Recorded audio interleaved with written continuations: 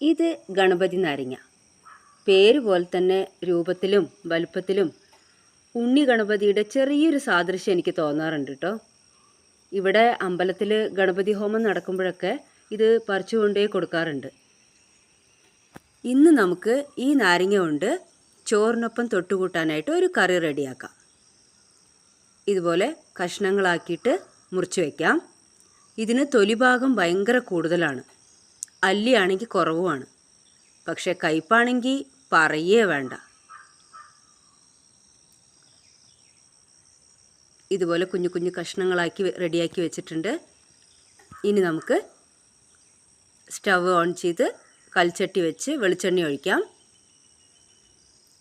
കടുക് പൊട്ടിച്ചു, വറ്റൽമുളക്, കറിവേപ്പില, കുറച്ച് കായപ്പൊടി, പിന്നെ അരിഞ്ഞു വെച്ചിരിക്കുന്ന നമ്മുടെ ഈ കഷ്ണങ്ങളും ചേർത്ത് മഞ്ഞൾപ്പൊടി ഇട്ട് ഒന്ന് ഇളക്കുക.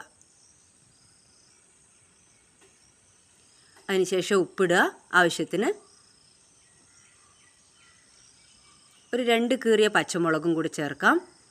കുറച്ച് വെള്ളം ഒഴിച്ച് അടച്ചു വെച്ച് വേവിക്കാം. വെന്തതിന് ശേഷം 2 സ്പൂൺ മുളക് പൊടി,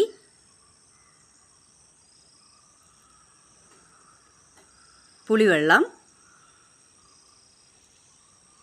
ചേർത്ത് ഒന്ന് നമുക്ക് നോക്കാം, എങ്ങനെയുണ്ട് നോക്കാം. അതിനുശേഷം വലിയൊരു കഷ്ണം ശർക്കര അതിനകത്തേക്ക് ഇടാം. ഈ മധുരവും പുളിപ്പും കൂടി ആവുമ്പോഴാണ് ഈ കറിക്ക് നല്ലൊരു ടേസ്റ്റ് ഉണ്ടാവുക. നമ്മുടെ നാരങ്ങ കറി റെഡി ആയിട്ടുണ്ട്.